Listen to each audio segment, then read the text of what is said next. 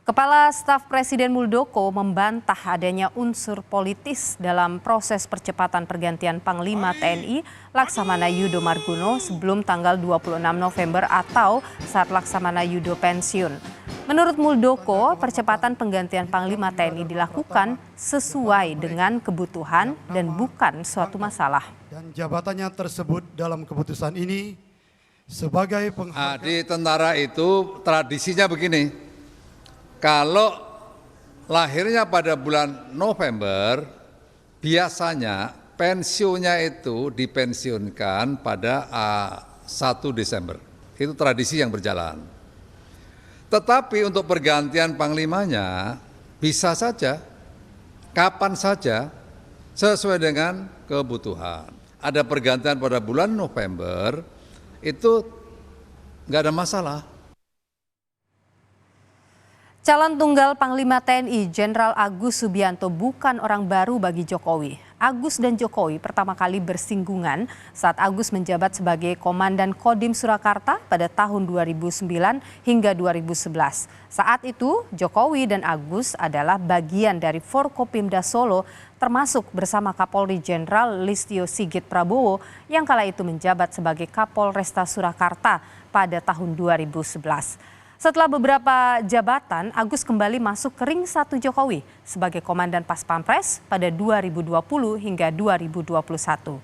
Dan saudara, sebelum ditunjuk menjadi Pangdam 3 Siliwangi tahun 2021 hingga 2022, Agus kemudian ditunjuk menjadi Wakil Kepala Staf Angkatan Darat pada 2022.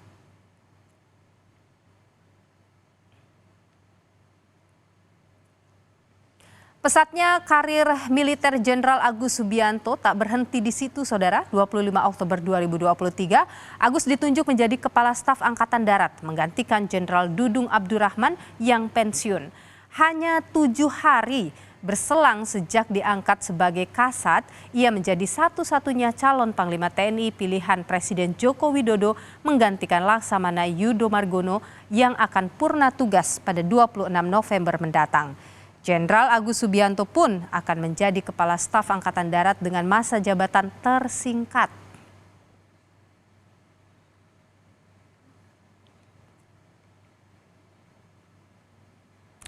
Besok 10 November 2023 menjadi batas waktu akhir pengumpulan berkas pra fit and proper test untuk calon tunggal Panglima TNI Jenderal Agus Subianto. Kita segera bergabung saudara dengan jurnalis Kompas TV, ada Asri Gunawan di Gedung DPR RI Senayan, Jakarta. Asri, selamat sore. Jadi apa saja ini rangkaian uji kelayakan dan juga kepatutan yang harus dilalui oleh Jenderal Agus Subianto sebelum menjabat sebagai Panglima TNI?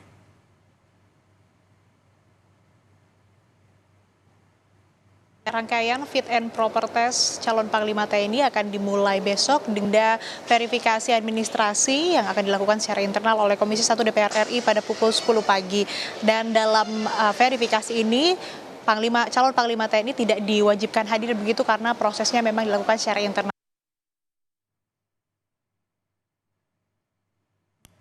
Baik. KTP, kartu keluarga, LHKPN tahun 2022, kemudian SPT pajak 2022, dan surat keterangan sehat dari rumah sakit pemerintah. Itu yang akan dilakukan besok, kemudian akan dilanjutkan ataupun juga fit and proper test akan dimulai pada tanggal 13 November 2023 atau hari Senin. Nantinya dalam rangkaian agenda tersebut, calon Panglima TNI Jenderal Agus Subianto ini akan menyampaikan visi dan misinya selama 30 menit bersama dengan Komisi 1 DPR RI. Kemudian akan dilakukan pendalaman oleh Komisi 1 DPR RI secara tertutup.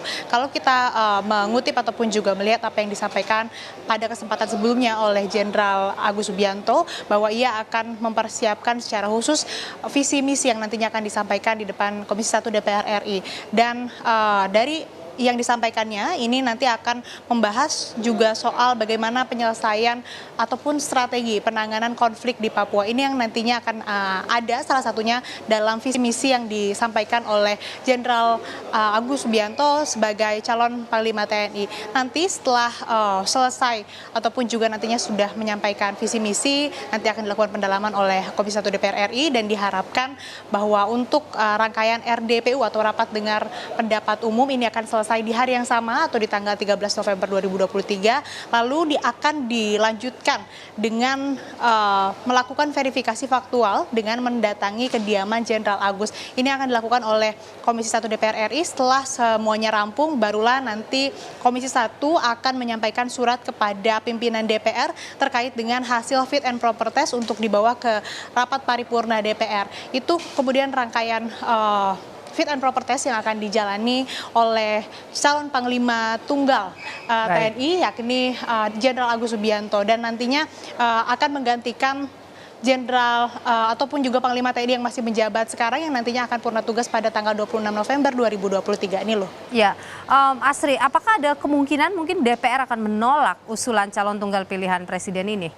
Ada dinamika yang mungkin Anda sempat pantau juga di sana? Ya,